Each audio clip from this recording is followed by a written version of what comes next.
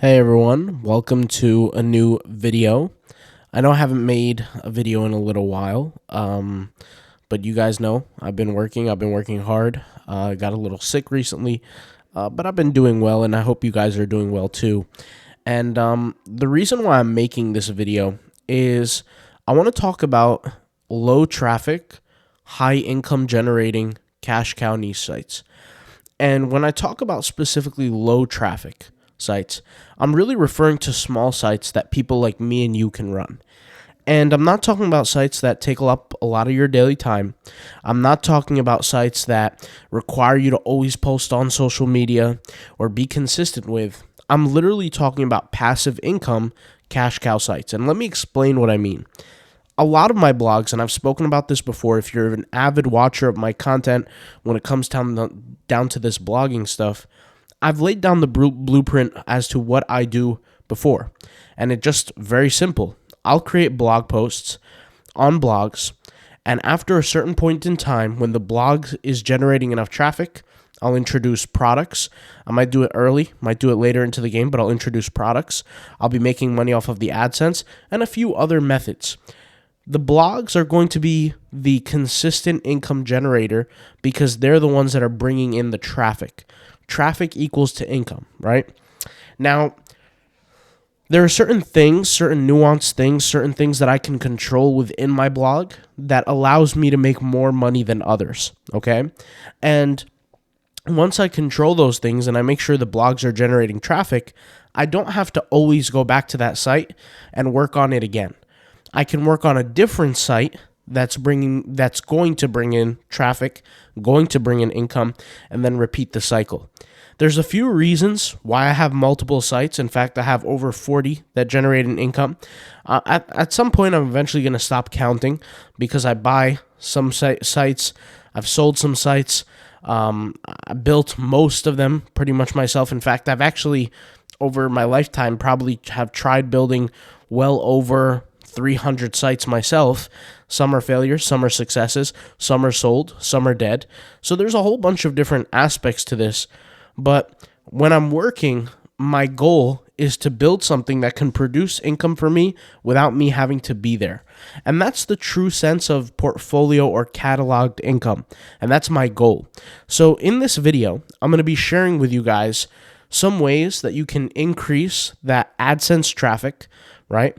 The amount of money you're making from your views, specifically AdSense, referring to AdSense here, and then you can make, this content on these sites, and that can produce you more money over time without having the site to be a large site.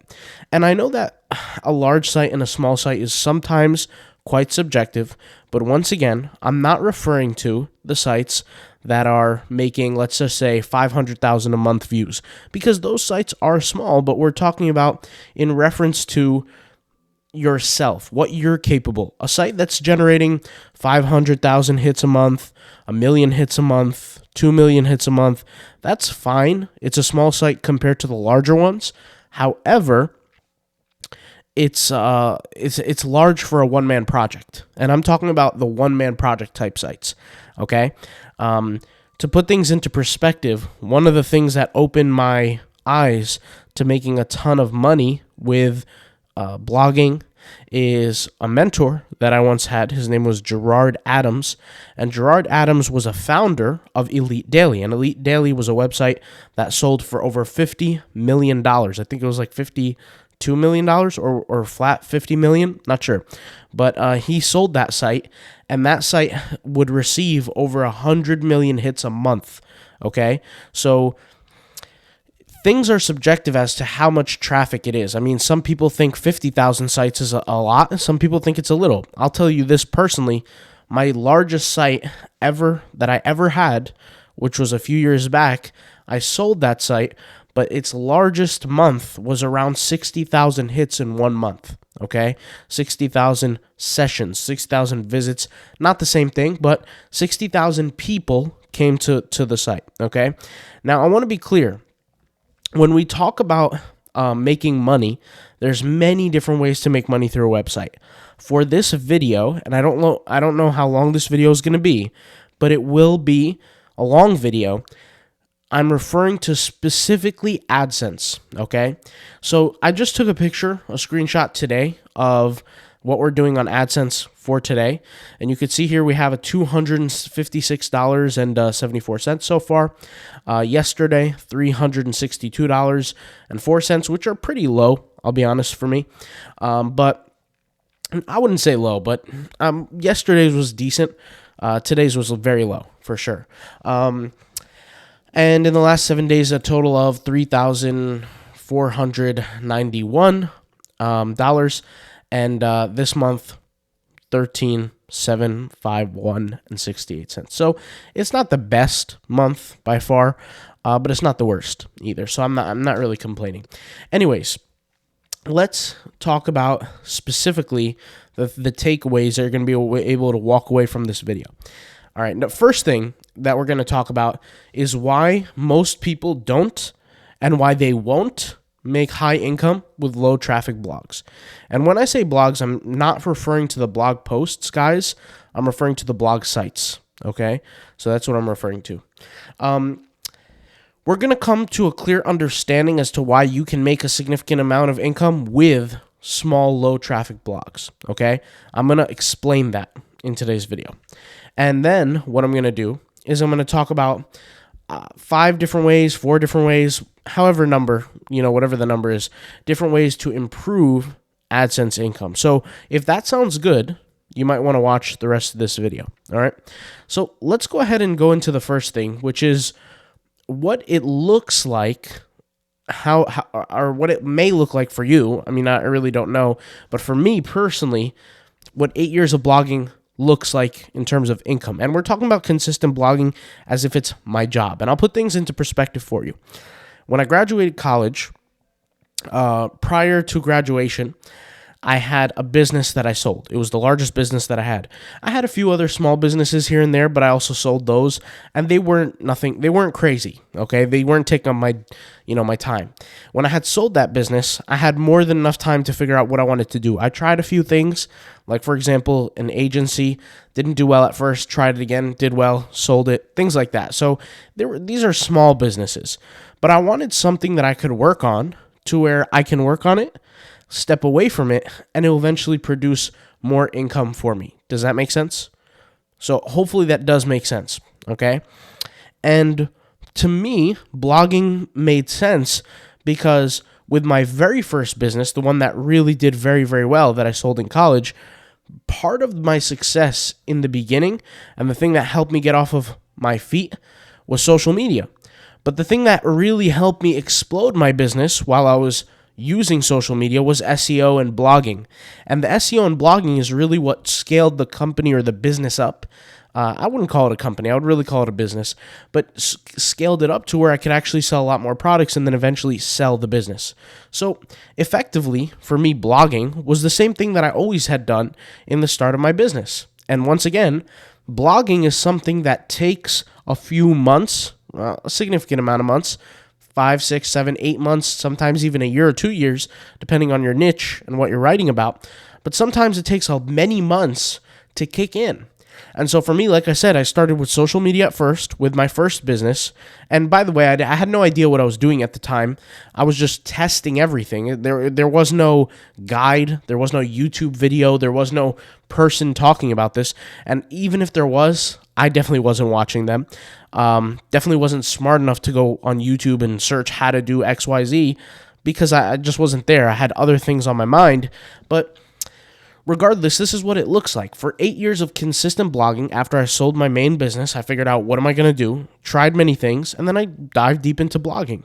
And you guys know me, when I do anything, I do it hard, and I go for a long time, right? And I be very consistent. I don't really give up, and I put my full force into it. And everybody has their own strategy, and I have my own strategies. And the things that I've learned with blogging, I can't really say other people don't do them because at the end of the day, we all have similar concepts. But I try to take things in a different approach, okay? And part of the reasons why I did is because I came from the world of e-commerce where I was selling products. And once again, I wasn't able to spend money right away. I had to make money selling products, but I wasn't able to spend money right away through ads, through things like that. So I had to figure out smarter ways to be able to sell my products. One of those ways were blogging. After I had made some blogging money, I took that money and I started running ads. And when I say I took that money from blogging, I wasn't making AdSense money. At the time, I was selling products through my blog. And I still do that till today through my various websites, but it's in a different situation. I'm not selling physical products 99.9% of the times. I'm not worried about shipping something out. It's much more passive in nature. But anyways, when I would make money, I had to learn a source of income that can solidify my business and help it scale even further. So that was advertising. So for those who know about the Pinterest course that I teach people about Pinterest and how to run ads on Pinterest for their e-commerce businesses, part of the reason why I was able to get the ad spend where I spent over 80 grand, right, on that, skill of learning how to advertise on Pinterest, and it took over 2 years to perfect. Part of the reason why I was able to do that is because the money that you're seeing here. This is the money that I earn from AdSense, which is the most consistent and the least volatile of all incomes, okay? So AdSense money, like I said, you're getting paid just off of the back of the viewer. And the viewer is not paying to make you money, if that makes sense. So your viewer comes to your site, they're reading through your blog, and they see an ad. Whether you get paid a penny, $100, or 2 pennies, like it doesn't make a difference. You're getting paid for that viewer. Now, obviously, I'm exaggerating when I say a penny or $100. There's no gauge to it. What I'm saying is you're getting paid per viewer per se, okay? And what I like to do personally is over time, when I run my business, which are my blogs, I like to allocate a number for each and every single individual person. So each viewer is a person that visits my site. When I collect all the money from that one website at the end of the month, I look at how many visitors and I say, okay, my website is worth X amount per visitor, per viewer. And now I know that basically if I get more viewers, I'll be able to increase X amount. Does that make sense? Hopefully that makes sense. So let's take a look at what this looks like. So you guys already seen these numbers, but this was my last month's earnings. And this was a screenshot that I took last month. So this was, I had a $406 day. The day before that was $512 day. And mind you, this was during the hottest month of the year for advertising. So, it's pretty damn good in my opinion. Not every single month is this good, so I don't want to act like it is. But it's never really bad anymore because, like I said, I'm working on my sites every day, and I've been doing this for 8 years, so it adds up, okay? Now, let's go ahead and take a look at some of my weekly or daily, earnings for the past week, and this only accounts for, by the way, the last 6 days. So this is a small week, or a low week, and this is also undercounted. This is not for the whole entire week. This is just simply 6 days. Today is the 13th of December. I'm recording this on the 13th, and you have here the 12th, so it doesn't really tap in to the most recent. But it's okay. This is on Google AdSense, so if you guys have Google AdSense, you could check the same thing, and you get a report of the daily income. So you can see here, I blurred out my CPMs for obvious reasons. I just took one screenshot of a CPM, and then I just copy and pasted it on all of them. But generally, guys, my CPMs are much higher than normal people. And I want you to understand something. A lot of people don't get this, is that you're signing up for companies that advertise to you that they're going to get you higher CPMs based on the traffic that you provide them. You have to realize that they're tapping into an audience network. A lot of people don't know what audience networks are because they actually don't run ads. But I'll tell you about them. Audience networks are when somebody like me, who has an e-commerce store, is selling a certain product and pays for that product to be shown on other websites.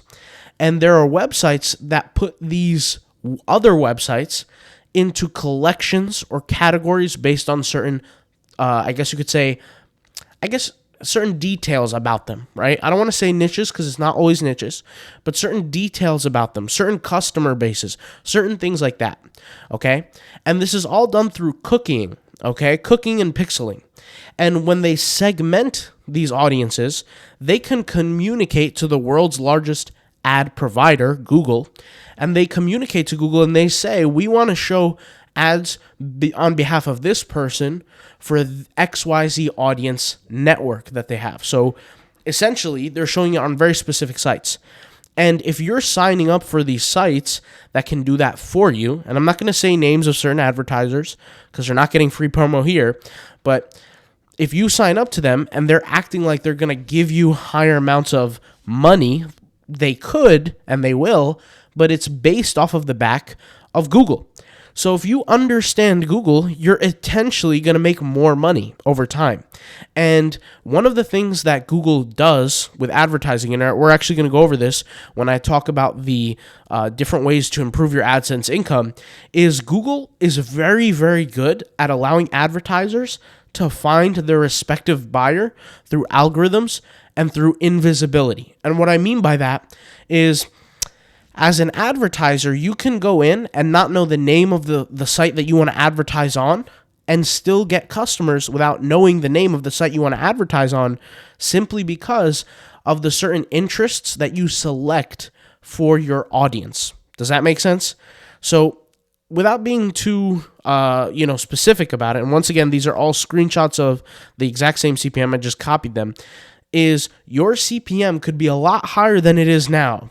There are things that you need to improve, and we're going to go over some of those things right here, right now.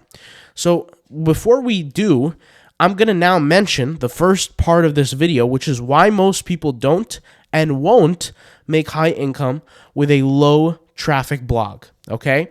And it comes down to this. This is the perfect slide for it. Most bloggers are waiting to get lucky each and every day. Now, they're not saying this in their head. They're doing this based on their behavior, and I'll explain. And it's all because bloggers, pretty much 99%, start all the same way. And let me explain what that means as well. The reality is most people who start blogging, we're not talking about me and you, we're talking about the people who start blogging, they don't start blogging because they've tried other things and they enjoy it. The reality is they probably saw some sort of video or saw some sort of ad promising this easy passive income where they just hire someone to write articles or whatever the case may be, and they get into it. Or maybe they might have seen a video on somebody telling them how important it is to have their own website, and then they start blogging that way. I was thrown into blogging not because I wanted to, but because I had to find a way to gain traffic for free because I simply could not afford traffic on my very first business. Hence why I used social media in the beginning, and social media was more instantaneous. And then as the blogging finally kicked in, which took me months to do, but as it finally started kicking in, it started making more money than the social media, and it took less effort to do.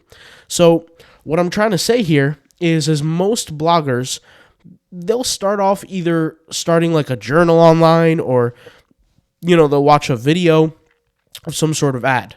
My point is they're not actually treating blogging like a business. They are starting a blog in hopes of, a kind of maybe like a vague concept of making money. They don't have a strict plan. Like I said, they might have seen a video. They might have said, oh, let me try this thing out. And when they do, it's their first time and they're not really diving deep. And more importantly, they're not treating it like a business, okay? And I wrote a little excerpt here. I wrote, bloggers don't treat blogging like a business. They treat it like a journal. And I'll explain. A lot of the times, bloggers, like maybe 90 to 85% of the people who start a blog as their very first venture, right, and they haven't started anything else, they'll write content on things that they think is important. And unfortunately, it's not backed in research. It's not backed in information. It's not even backed in data. What they're doing is they're thinking, what would I like to talk about? Or what would I like to write about? And unfortunately, when you do this, you end up like the person's blog that I reviewed on my YouTube channel many months ago, who we should probably do another review of his blog. I doubt he improved it. And I don't mean to say that cynically, but that's just the reality, is that humans usually don't fix themselves. But what they do is they write content based on what they want. They don't treat the blog as somebody's going to come to the page, read, and see. They don't treat it that way. And my best explanation for that, without even reading anybody's blog post, is simply look at the site. Look at the site and how it treats others. Are you expecting people to just know certain things based on navigation, for example? Their menus are all out of whack. Their website is out of order. These are examples that people are not treating it like a business. They're treating it like a journal for themselves. And you have to understand if somebody else is going to come to your blog and Google's going to award them with traffic, right? And you don't want to be in Google's sandbox and be in the testing phase, and you want to be admitted into the higher ranks, that's Google saying you are the top tier. You are the best of the best in a specific niche, and you're offering the best. And Google is not going to put a website that is, damaged or basically doesn't qualify in any way. They're absolutely not going to do that. So when you treat something like a business where your income rides on this and you need this income, it's a do or die, 9 times out of 10, you're going to be able to accomplish it. But most people don't. And that's just the sad reality. And to move on to the next, thing where, we talk about understanding why you can make significant income is because all of my blogs, right, are not backed in social media. All of my blogs are not backed in some sort of black hat tactic. All of my blogs are small and they do not require daily management. I want you to understand that. They do not require daily management. It would be impossible for me to go to 40 different websites every single day, manage them day to day, answer comments on them, write articles for them. No matter how much virtual assistants I would not be able to. The virtual assistants alone would be a position for 3, 4, 5, 10 managers to do. That alone. So once again, my blogging process is very simple. I've spoke about this before in many of my videos, but I create small sites in very niche topics that award high CPMs, and by definition, I will get, low traffic compared to other sites, but these sites are manageable because simply my competitors are not talking about the same things I'm talking about, but my advertisers want to be placed on my sites because I'm speaking about more niche concepts. Now, that in a summary is what I do. There's a lot more to it, and AdSense is just the very barrier and the very minimum of how to make the income. It's like the I don't want to say foundation because it's not a foundation. It's the lowest, source, but it's almost like the cherry on top that's guaranteed every single time. And the more that you can add to your content, the more you can add to it, and the more you can add to this portfolio, the more income you're going to generate over time. The better you get at it, and the better you get at the research, to the writing, and all that kind of stuff, the more you're going to make long term, okay? And once again, most people have the wrong concepts of how to do blogging because they'll watch a video, they'll think you can make a lot of money, and once again, they're not writing for the audience, they're writing for themselves, and that's what kind of screws them up. But anyways, today we're going to discuss, like I said, what you can do to actually improve. So if you don't have a blog yet and you're thinking about starting, this is a good video for you. If you do have a current blog and you've already started, if you happen to make mistakes, that's okay. Trust me, we all make mistakes. Even I make mistakes. But after watching this, you can kind of pinpoint where you're about to go wrong, and you can mitigate some of that. So let's go ahead and get into it. So the first thing you need to focus on heavily, once again, whether you have a blog or you're about to start blogging, is niche control. Niche control is very complicated, but we're going to simplify it. And I want you to understand that niche control is prevalent in every level of blogging. From site creation to the web page, you can control the niche on every level. So, for example, if I have a site that's all about fitness is the overarching niche of the site. But if I make a web page or a blog post rather on a certain aspect of fitness, let's just say supplementation, then that one post is about supplementation entangled with fitness, which kind of makes it a sub niche, but really has its own internal CPMs, its own competitors, and its own data. Does that make sense? And from every single sub niche, you can extract a whole new list of competitors, okay, and advertisers.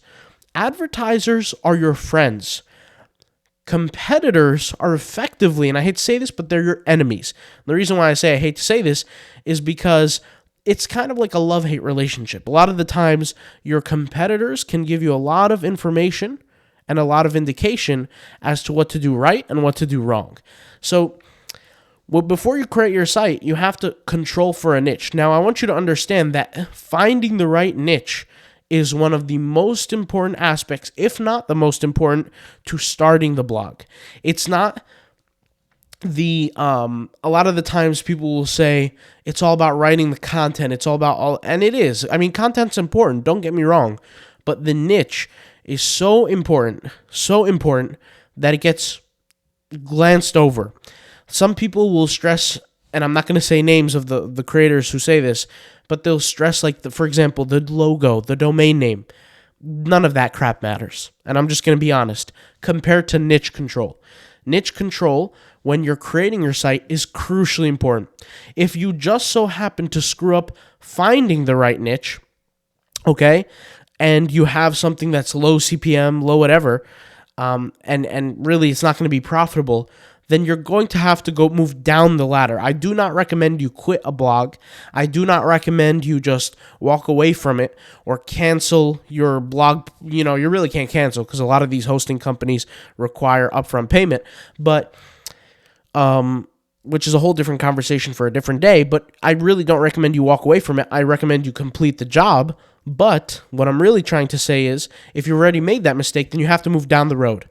And what that looks like is, for example, web page keyword control, And a good example of this, I'm not going to go too deep into this, obviously, because I don't want this video to go on for too long. It's already been 27 minutes, is URL slug keywords. So the keywords that you're putting in that URL, for example, it obviously has to match the content. The content has to match the URL. The URL has to match the niche of the site, and it has to be an expansion of the niche. And there's a lot of different elements to it, but you can start deviating from the main niche if you already screwed up when creating the site into something that's not profitable. And a lot of people say blog based on passion. A lot of people say forget passion, focus only on the money. I say there should be somewhat hybrid of the two because, and I'll mention this in one of my next tips, I believe it's right here, but when you're creating a site, the information you know is important, but it's not nearly as important as the optimization of the site, okay? And I'm going to just hold that conversation until we get to it. But anyways, another example of niche control is begin by researching the niche, the foundations of that niche, the topics of conversation, the things that are being mentioned, the keywords of the niche, how much are the CPMs and their profit differentials.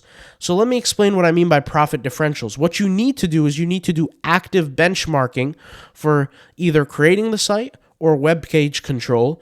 You need to create benchmarking, okay? And how that looks like is you're going to think of different topics and keywords. You're going to use keyword tools to do this for you. And you could actually think of it manually yourself, not recommended, but you're going to use keyword tools and you're going to benchmark the differentials in profit. So you're going to look at the CPMs. You're going to say, okay, keyword 1 has a CPM or, CPC in this case of, let's say, $5.88. Keyword 2 has a CPC of $28.65. Now, that's for the advertisers. You're not going to get paid that much. That's for the advertisers. Remember, Google has to take their cut as well.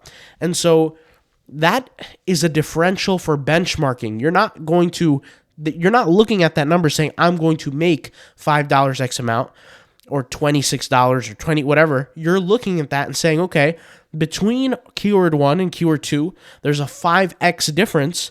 I should probably focus more on niches related to keyword 2. Does that make sense? So that matters, guys. And one of the ways to become extremely successful with niche control, which is one of the most important aspects of this, is benchmarking. Benchmarking the difference, mapping out the differences, and seeing what's more profitable, what's less profitable. And speaking of profitability and niche control, if you need help selecting a niche before you start your blog, especially if you haven't started your blog yet, go to my website and get yourself, let me go ahead and tap out here, this ebook, $25.99, picking the perfect niche for your blog. It's an ebook, it's a PDF, it's a very easy read, but I go from A to Z explaining how to pick the right niche, not just from a niche perspective, but from a profitability perspective long term. So check it out. I'll leave the link in the description to the website. This is cashcownichesites.com. It's literally the name of our website. You can go ahead and check it out.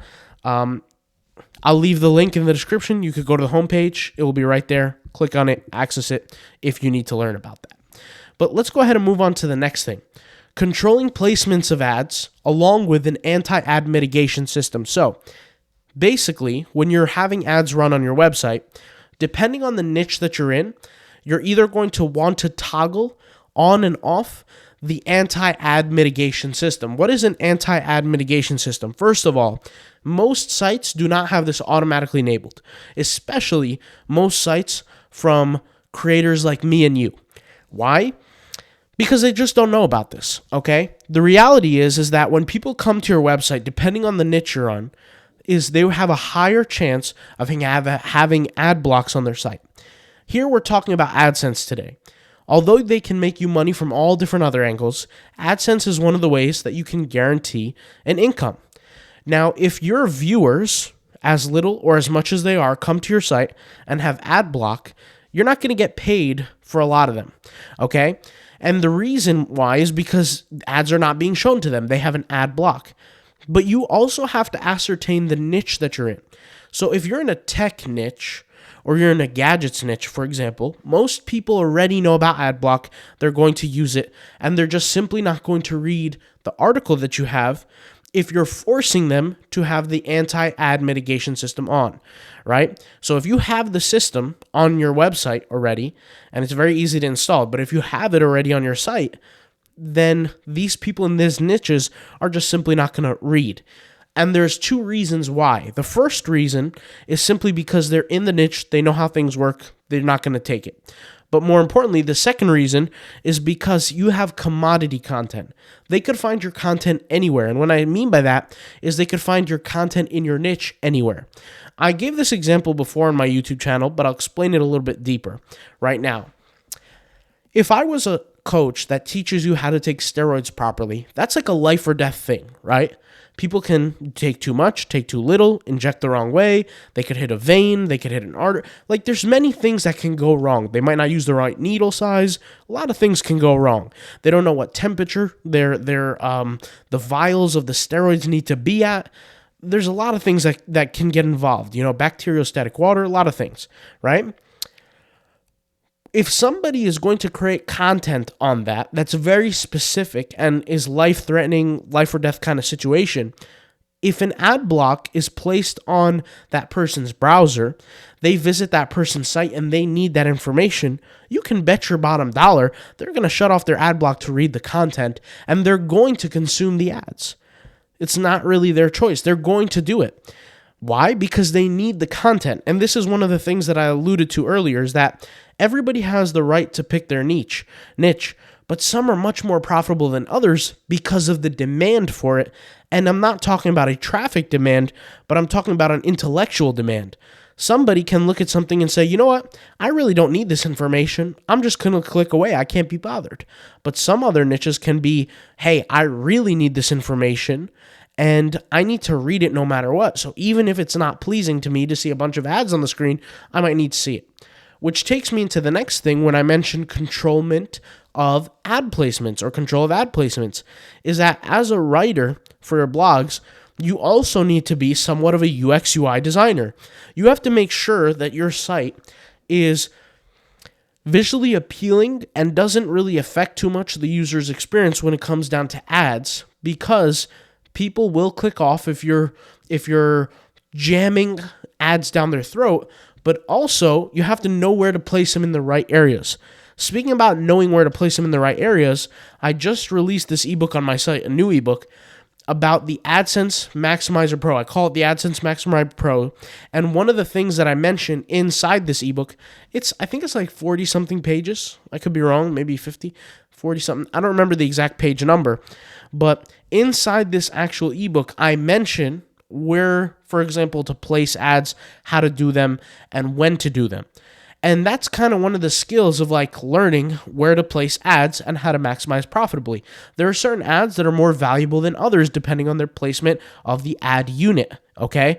So I go into that in the book. You can go over here, website right here. It's $19.99. If you want to learn more about that and learn specifically about ad placement, I'll leave that link in the description box as well, okay? But that's also kind of learning how many to place, how much money you're going to make off each one, things like that, okay? Let's move on to the next concept.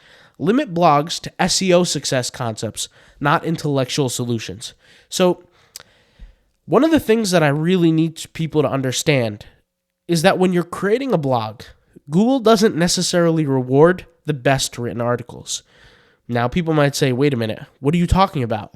What do you mean? Google rewards the most SEO-based content. Google only very recently, like within the past 2 years, have started to implement ranking factors that actually include intellectualization.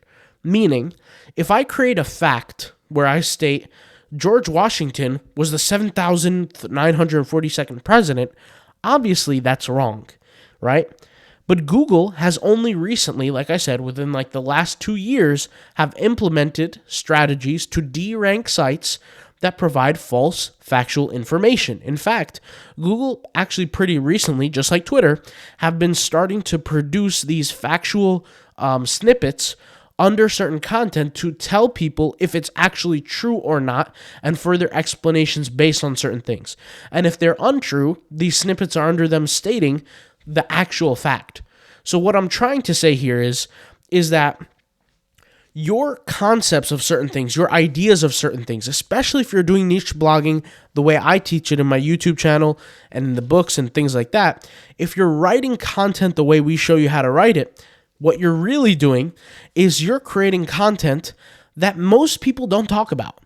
And Google will not even have a barrier to discern whether something is intellectually correct or non-correct. Therefore, don't focus on the solution. Like I said, a lot of people think that the best way to be successful with blogging is writing that really good piece of content. So for example, if you're a chef and you're writing a recipe, chefs will say, well, you need to have the best recipe to rank on Google. That's not true. Once again, that is not true. There are many people who have great information on their blogs and never get seen because they don't know how to play the games of Google. They don't know how to play the game called SEO. See, SEO is the game that Google wants you to play if you want to rank on their system. That's the game you have to play. So if you want to, for example, be a master fisherman, you have to learn how to use a hook and reel. You have to do these things. And that's a game. So my point here is that you should really focus more on SEO. And SEO is not just keyword research. I just simply gave one example here. But I mentioned SEO, for example, keyword research, is much greater than solving the solutions or providing solutions to problems in your blog, right? Why do I say that? I say that because there are over 233 ranking factors that were exposed back in 2018 on Google, okay? 233 ranking factors. This was back in 2018. Think about how many ranking factors are added now.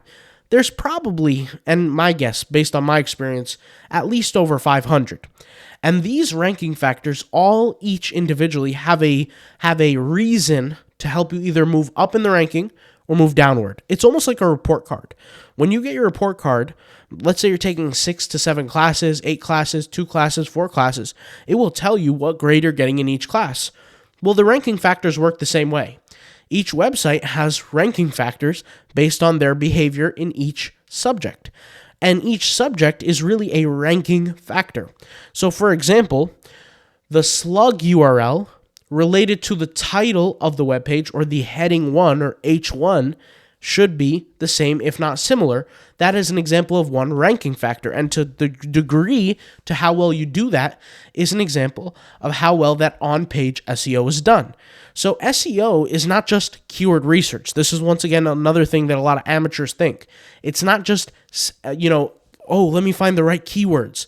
Keywords are one of the things that have been grossly overestimated or too hyped, or what's the word that I'm looking for? It's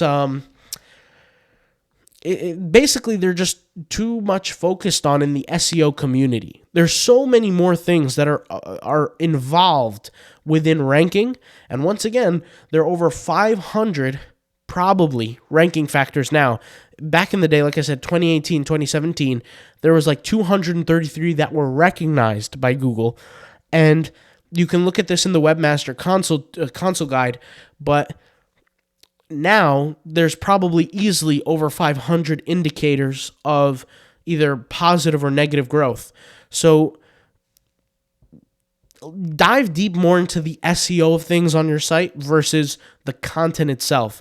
Once again, I'm not going to say names on certain channels, but there's a name that's very famous in the YouTube SEO blogging community, and they talk about, you have to give the person the answer, and you have to provide the answer this way and write the article this way.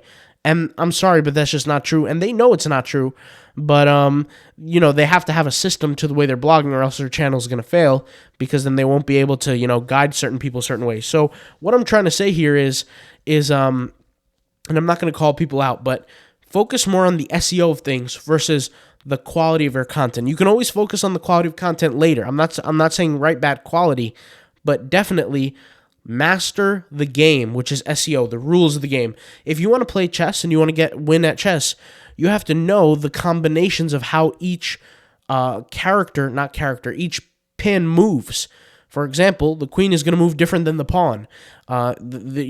So things you have to be aware of. So learn how to play the game by learning SEO and becoming a master at it. I already mentioned this. This was the AdSense ebook. Anyways, that's for maximizing income with AdSense. But let's go ahead and move on. Number 4, blog CPM control. So this is something that I alluded to earlier when I said here, benchmarking. Do you guys remember when I said this here? Was it this? Research niche foundations. Yeah, profit differentials. When I mentioned benchmarking, guys, this is essentially what I'm going into now. Blog CPM control. Whether you're creating a blog post or whether you're creating a brand new site, you can control for CPM. And when I say control for CPM, you cannot control for an exact number, but what you can control for is the benchmarking approach. And I give an example. CPM is higher for medical research substances versus, for example, travel. If I was to create a travel blog on my experience in Japan, my experience in Mongolia, my experience in wherever, Africa, you know what I'm saying, these kind of things. I took a 7-day trip to London. These kind of blog topics are great. And when I say great, I mean they're okay. But a CPM on, for example, AOD 4906 peptide is much more profitable than a travel blog concept. Do you get what I'm trying to say? Or MK677, which is I believe a SARM. There's concepts, there's CPMs for blogs that are much higher than others, okay? And what you have to do is you have to follow the money, and you have to follow and understand consumerism. And you have to understand where is the most money being spent in the world. This is why I say when you write your blog, it's not just about passion, it's not just about money, it's a hybrid of both. Because number one, you have to be passionate enough to continue blogging, and you have to have passionate enough to actually have some knowledge on the topic. But more importantly, right, you have to understand where the world is prioritizing income, meaning where does the world spend their money and where is the most money spent? And depending on the topics that you talk about, you can make more money than other people. And trust me, there's a lot of bloggers who don't work nearly as hard as, for example, let's just say the average Medium writer or blogger writer, and they make 5 times, 10 times more just simply off of the topic that they're talking about. And a good example of this is YouTube, for example. And YouTube is really not ideal because YouTube is its own world in and of itself, but I'm relating this YouTube because you get paid off the CPM structure in YouTube, right? And so, for example, if I make a YouTube video, prank videos, I could get paid $1 for every 1,000 views, maybe $2 if I'm lucky. If I make videos on the pharmaceutical industry on YouTube, I could potentially get paid a lot more. It just depends on the type of videos that I'm making. If I'm making a video on antihistamines, right, and, Mucinex or Claritin Clear or whoever decides to run ads on my video, I'm going to get paid a lot more because it's the pharmaceutical industry than if I make a video on, Gold Digger Prank number 15, video, where I show up in a Lamborghini, ask a girl out on a date, she says no, and then she sees my Lambo, and then you see what I'm saying, she goes on a date. The point is that the niche controls CPM. And you should benchmark, and like I said, I mentioned this, but you should benchmark and compare different niches on both levels, on a website creation level, but also on a blog page level. So, for example, if I'm creating an article and I'm in the peptide space, if God came down and he said you can only write 2 articles for this whole entire website, you know what I would do? I would go through the list of all the different peptides that exist on human Earth, and I would see which one gets paid the most from a CPA, or which advertisers how much are they paying for every keyword. So, for example, if we look at, I don't know, let me think of a peptide. We got AOD, there's so many of them. You have IGF-1, HGH, IGF-1. You have so many different kinds, but I would look through each one and I would say, okay, this one pays me X amount, this one pays me X amount, this one pays me X amount. Let me go for the ones that are going to pay me the most and figure out what keywords that are being highly searched and then kind of navigate it that way. So remember, I would say my best piece of advice, and I mentioned this here, which is niche control. Niche control is on many different levels of the blog. It could be from creating the site, to the keywords that you use in the URL, to the keywords you use in the title, to the content that's being written, to how deviated the topics of your blog posts are. And that's important. Okay? Finally, number 5, don't play the treadmill game only. And I put only in parentheses. I'll explain. In the ebook that I just created, which is the AdSense Maximizer Pro ebook, where I teach you how to maximize the amount of income you're making from AdSense, which, by the way, link will be in the description. This is the product right here.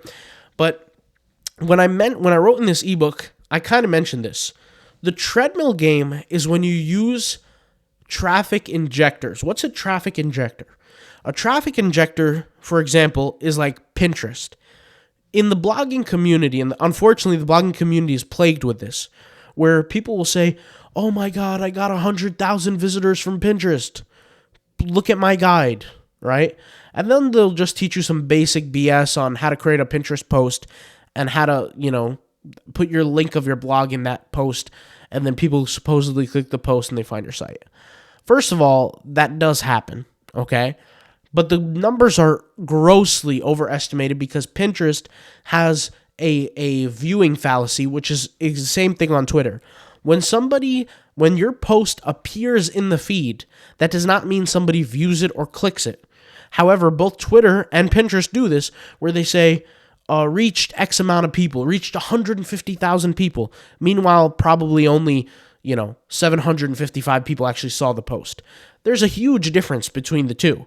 But really, don't play the treadmill game. And what I mean by that is there are social medias that you can use over time that can potentially help your blog grow.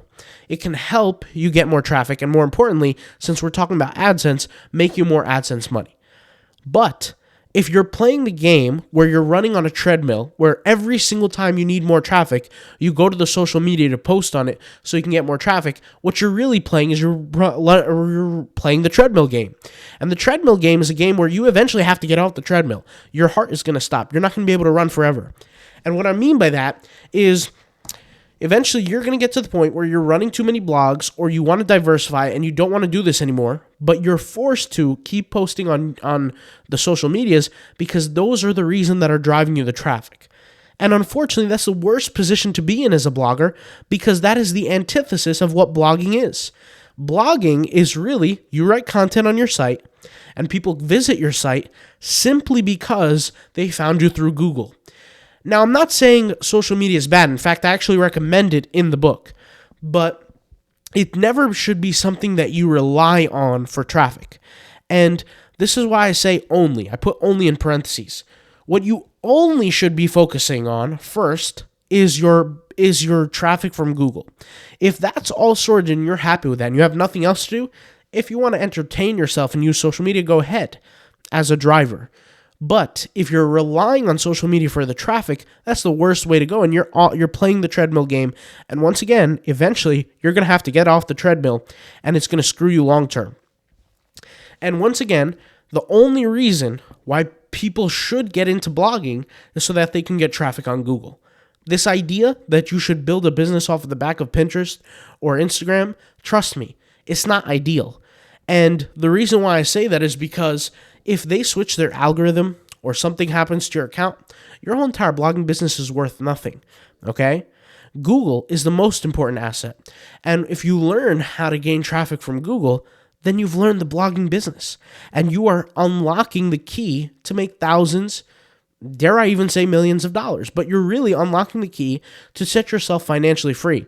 Now, something that I want to emphasize is that this is just purely off of Adsense. This has nothing to do with selling products. This has nothing to do with learning how to create the website the right way. This has nothing to do with hosting. This has nothing to do with a lot of these other things that we mention on this YouTube channel. And I want you to understand that every video I make is only one piece to the puzzle, okay? There are so many things in blogging that are things that you have to be aware of and know, right, in order for you to be successful. I.e., look at my past video. In my past video, I made a video where I mentioned how gurus are lying. And specifically, what I mentioned was how there's a hosting company called Hostinger that is not telling you how much traffic you can really bring. They play on words a lot of the times. Not a lot of times, 100% of the time. They're doing a play on words to where you think you can build like 100 websites and get all this traffic and all that, but the reality is you can't do even a fraction of that.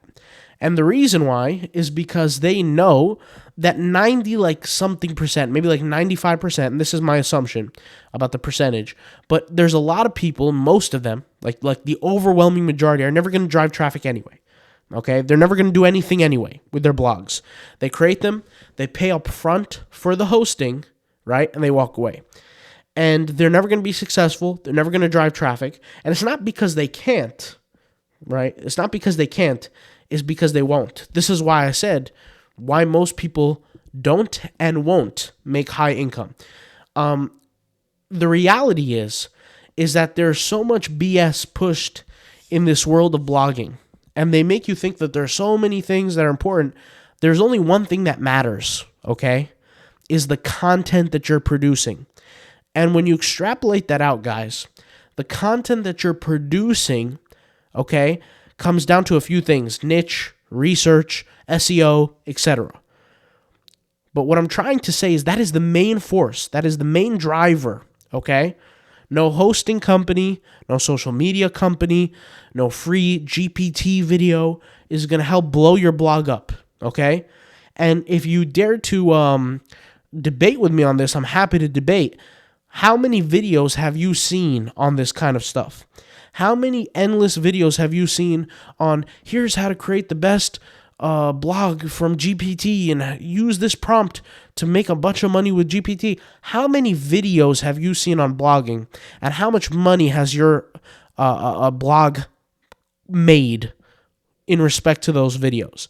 The reality is most of the content being pushed is absolute horse manure, and I say that respectfully because the kids might be watching, but manure to divert your attention. The reality is the only thing that matters is the content you're producing. Okay, I want you to understand that, and I had to learn this once again the hard way.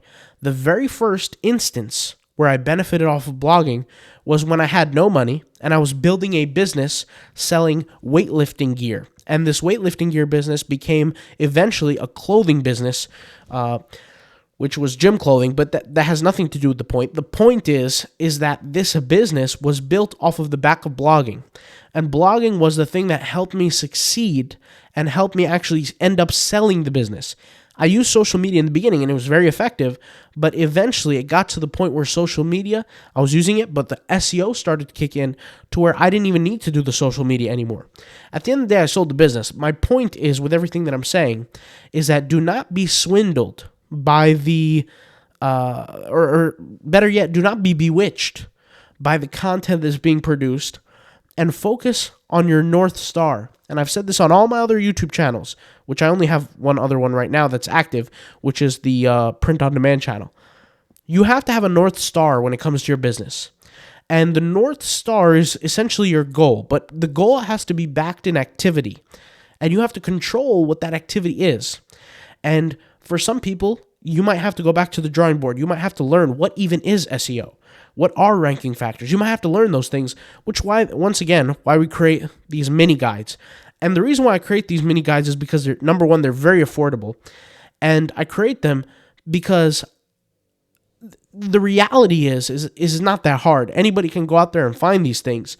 But I create them because I'm not going to be able to make videos every day on this channel. It's just not a reality. And there's a lot of things that involve in this concept, but you have to have activity backed in, a goal backed in activity, which is action.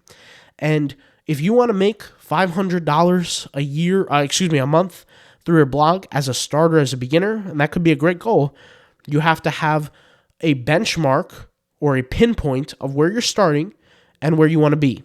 And where you're starting, let's just say you're making $2 a day and you did X amount of work to get there, then you just have to multiply it out. If you're making $2 a day and you want to make $500 a month, right? That's $60 a month, right? You're making currently $60 a month. You want to get to 500. What is that, like 9x or something? I don't remember. I don't know the exact numbers, but you're going to have to do X amount of times more than you've already done, right? To get to that point. And your North Star should be the activity, okay? Do not be fooled by do this one trick and you're going to make millions of dollars.